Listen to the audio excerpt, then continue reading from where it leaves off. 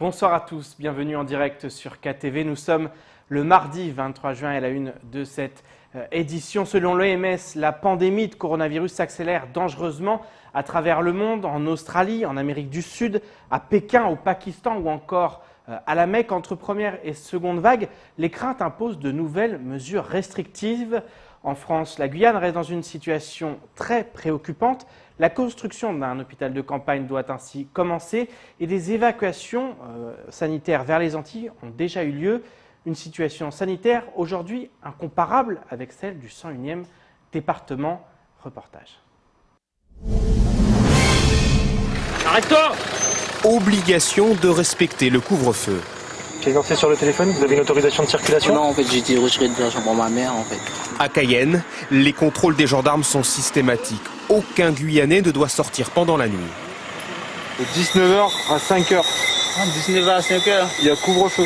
Tous les soirs. Tous les soirs. Ah! Face à la hausse du nombre de cas de coronavirus et à l'inquiétude grandissante, ces mesures sont globalement bien acceptées, à quelques exceptions près. Dès 19h, on continue à croiser des gens qui ne sont pas forcément en règle et qui sortent pour plein de mauvaises raisons, aller retirer de l'argent, aller chercher à manger, aller rendre visite à la famille, boire l'apéritif, etc. Dans les rues de Cayenne, restaurants et commerces doivent eux aussi respecter le couvre-feu, car la menace est là. Si l'épidémie continue de progresser, le département connaîtra un nouveau confinement. Je pense qu'il faut le faire. Je pense que si on ne veut pas que l'épidémie s'étende plus, on est obligé de faire ça.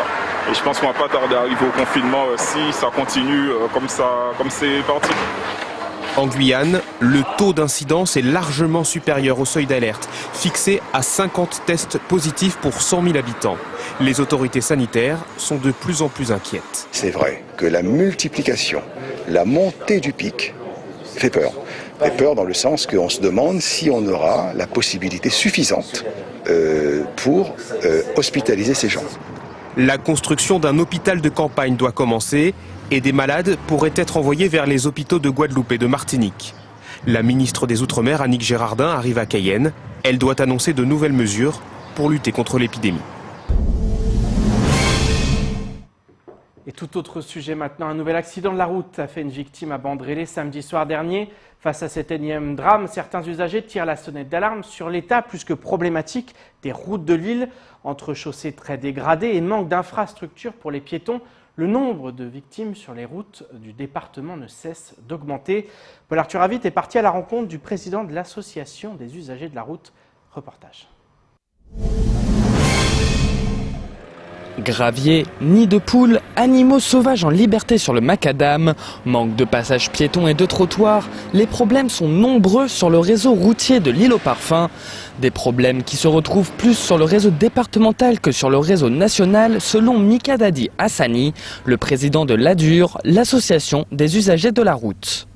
Au niveau de l'état général du réseau national, on peut dire qu'au niveau de la chaussée, on peut considérer que le réseau il est correct.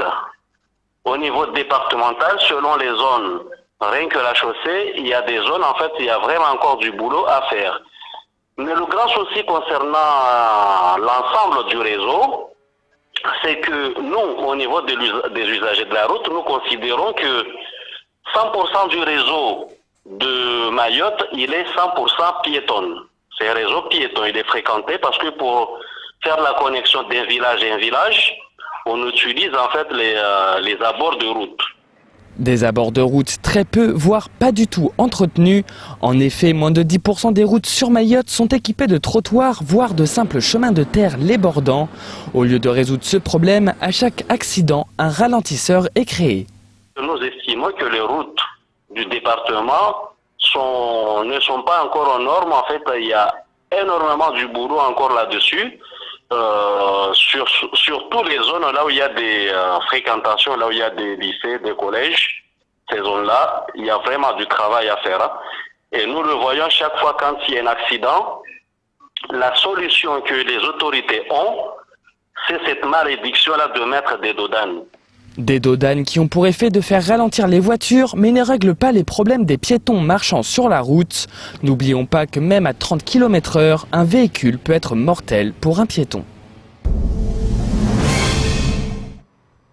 Et solidarité maintenant. L'association des Mahorais de la métropole lilloise a été mandatée pour distribuer des colis alimentaires à des étudiants mahorais. Ce matin, son président était en direct par téléphone pour évoquer cette action indispensable. En effet, de nombreux étudiants se retrouvent aujourd'hui isolés dans des communes ou des petites villes de la région lilloise. L'association leur apporte cette aide alimentaire, mais aussi et surtout un peu de chaleur humaine en ces temps difficiles.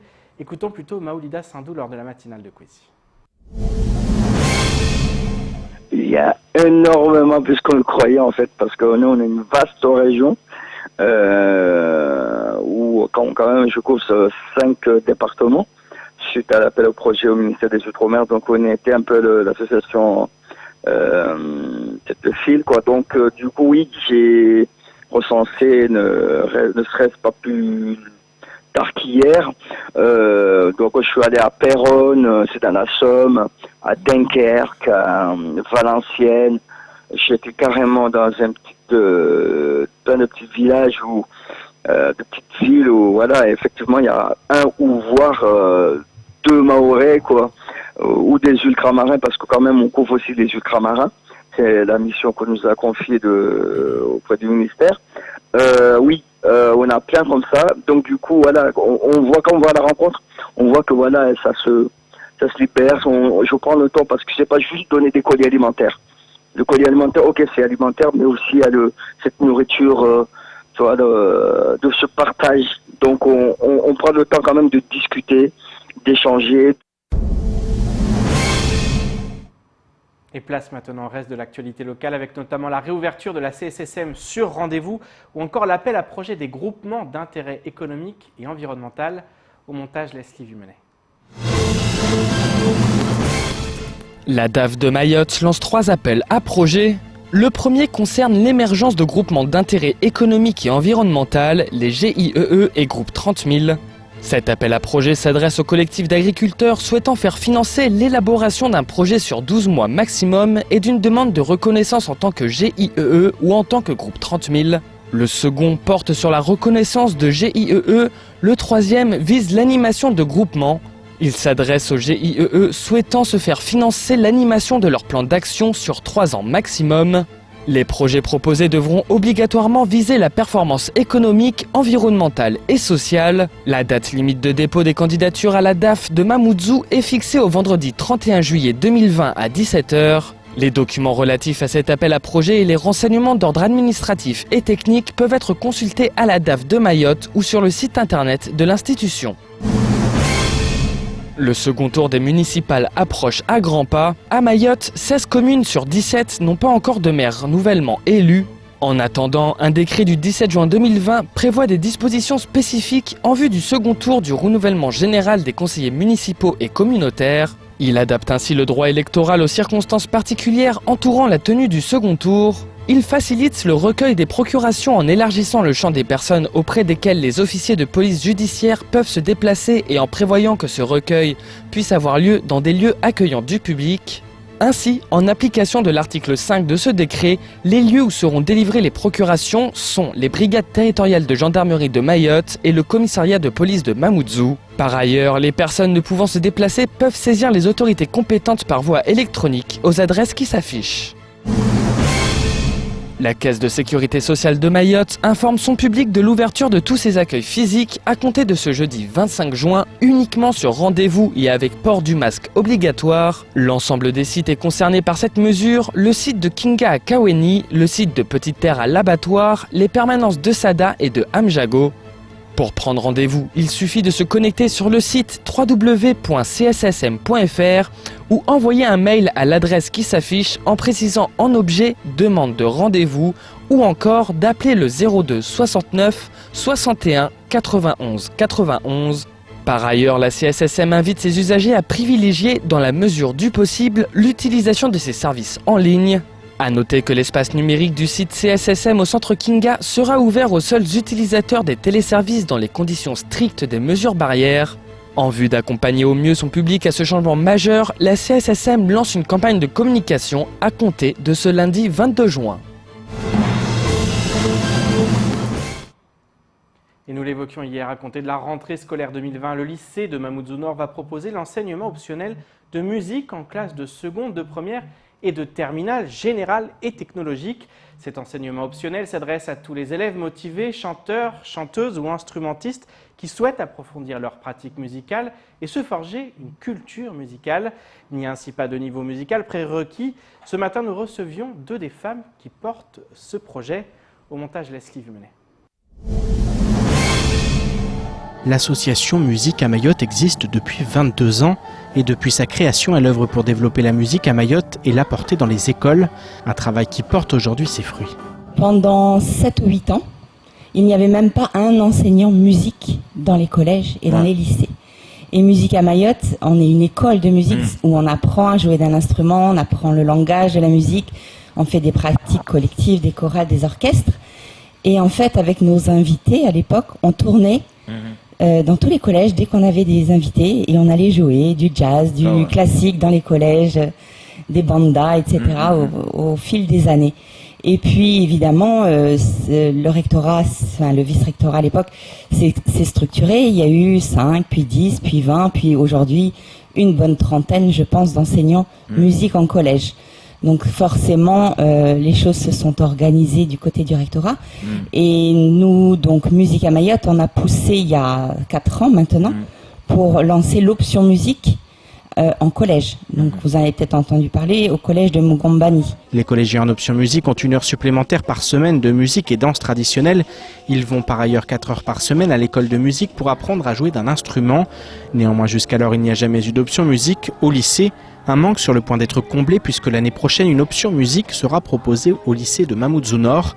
En effet, toute une dynamique existe autour de la culture dans le monde scolaire. On va travailler bien évidemment en partenariat avec les acteurs locaux. Il y a déjà un projet qui est en cours d'élaboration avec Hip Hop Evolution. On a un projet aussi avec Cécile Brequer sur la musique dans l'océan Indien. Il y a d'autres partenariats aussi qui vont être tissés avec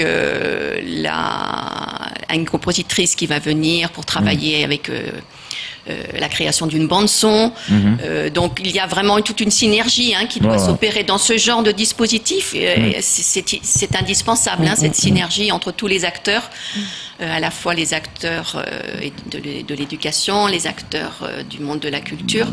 L'ouverture culturelle apportée par cet enseignement optionnel repose sur la pratique individuelle et collective de la musique, la rencontre de musiques diverses, la rencontre avec des artistes et des professionnels de la musique, la participation à des concerts, à des spectacles ou encore la découverte des métiers de la musique.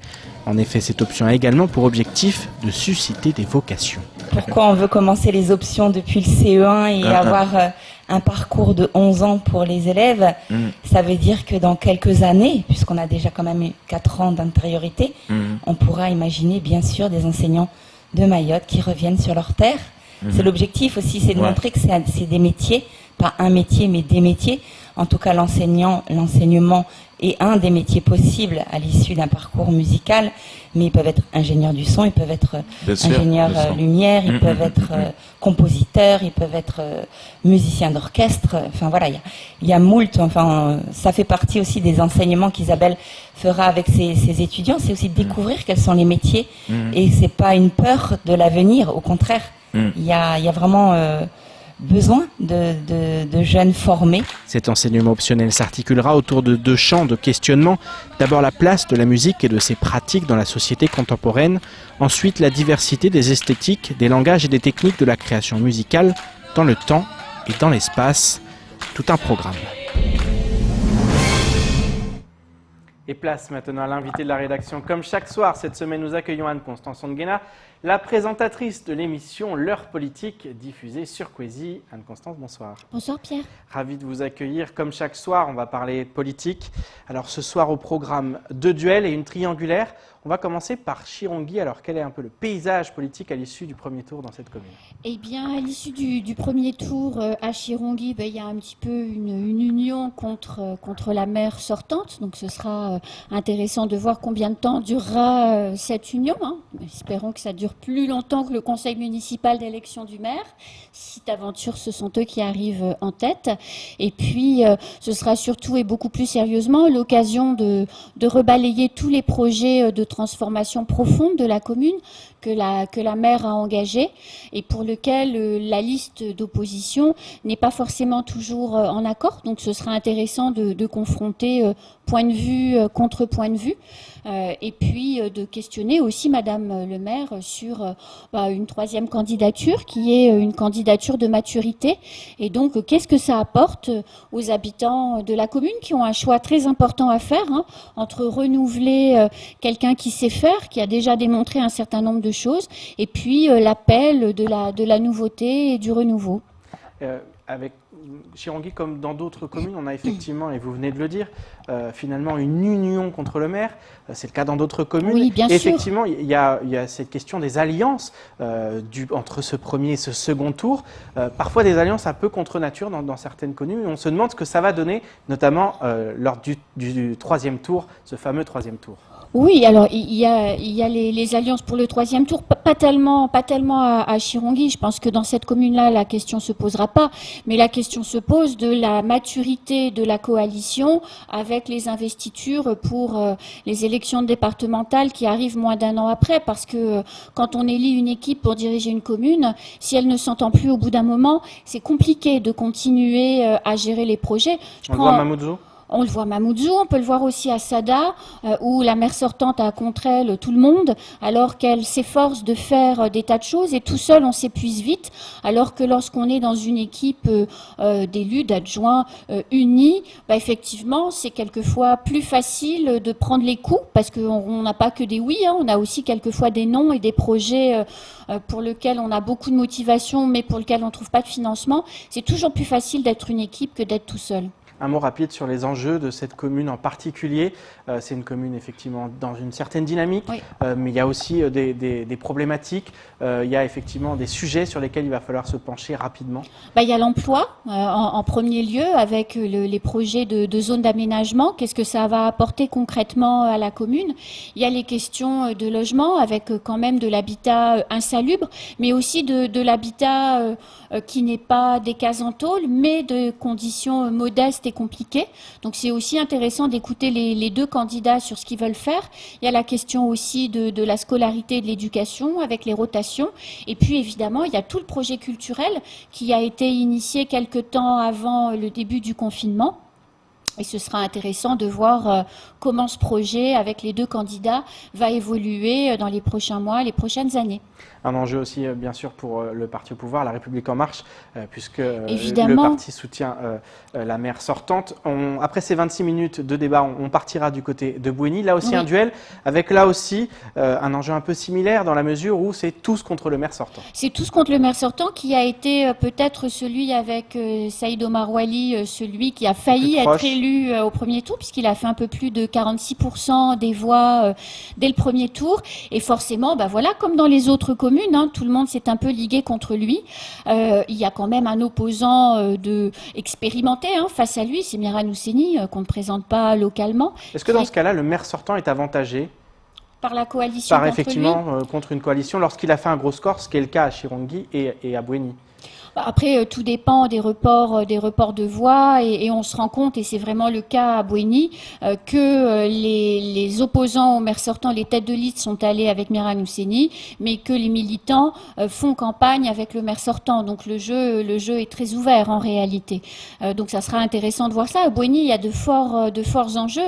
Touristiques notamment. Touristiques, mais pas que. Bouéni, c'est une commune au double visage avec des villages très favorisés, des conditions de vie agréables, et puis des villages comme Bouenatsa où les conditions de vie sont peut-être un petit peu plus difficiles, et donc c'est intéressant de savoir comment on développe une commune de petite taille, donc avec des moyens limités et avec un paysage aussi diversifié.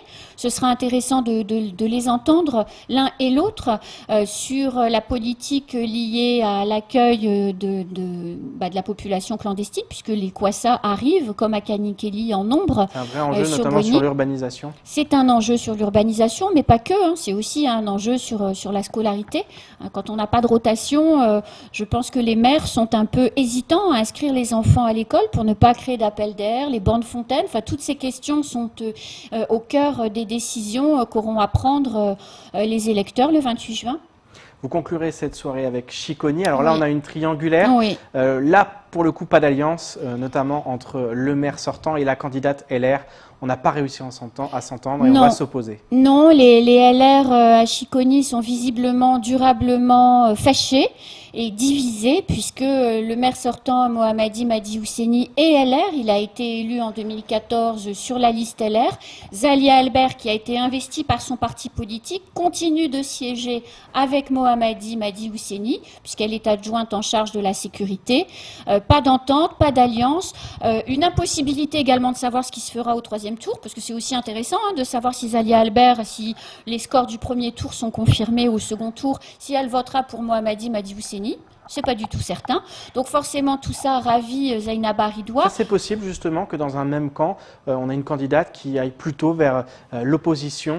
Elle n'ira pas vers l'opposition, elle présentera sa propre candidature, ses élus voteront pour elle et elle fera perdre Mohammadi Madi Ousseni, puisque si lui arrive en seconde position, Zainaba Ridoua sera élue.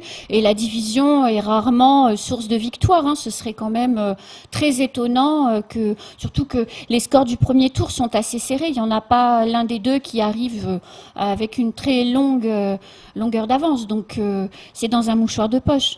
Une commune du centre, petite. C'est l'une des particularités, la plus petite de l'île. Ça, c'est une problématique ou c'est un atout? Il n'y a que 2 villages dans cette commune. Est-ce que c'est plus compliqué justement quand on est plus petit comme ça, ou est-ce qu'on peut sortir son épingle du jeu dans cette commune du centre? Alors c'est plus compliqué parce qu'on a moins de moyens, forcément. Il y a un peu plus de 8000 habitants, il y a un peu plus de 8000 habitants à Chiconi. Un exemple, la police municipale, la réglementation dit c'est un policier municipal par tranche de 8000 habitants recensés.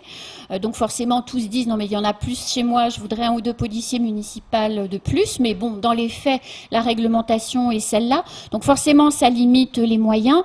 Mais c'est vrai aussi que les 2 villages sont donc plus gros et les rénovations ou les programmes d'investissement mis en œuvre sont plus directement, touchent directement beaucoup plus de gens. Je pense à une commune plus étendue où il y a 5 villages comme à Kanikeli, par exemple.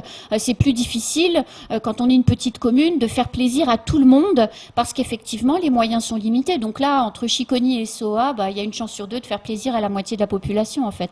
Une commune qui a une particularité, c'est sa dynamique culturelle, notamment là aussi.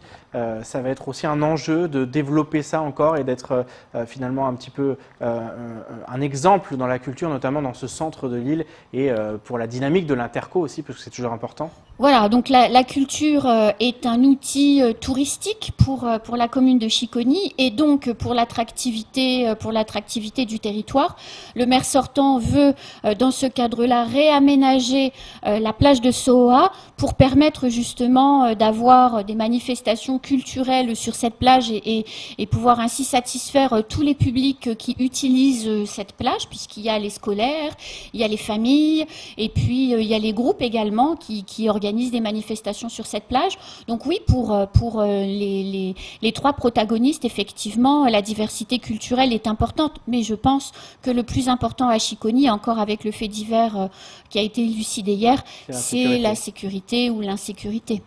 Merci beaucoup d'être avec nous chaque soir de la semaine, on le répète, et on vous retrouve bien sûr dans quelques minutes à 19h30, alors avec 2 débats de 26 minutes puisqu'il n'y a que 2 candidats, et un débat de 45 minutes du côté de Chiconi puisqu'ils sont 3 candidats, c'est une triangulaire. On vous donne rendez-vous à tout de suite. C'est ainsi que s'achève cette édition. Merci de nous rester fidèles sur Coésie. Rendez-vous demain dès 19h pour tout connaître de l'actualité locale. Excellente soirée sur Coésie. Restez avec nous.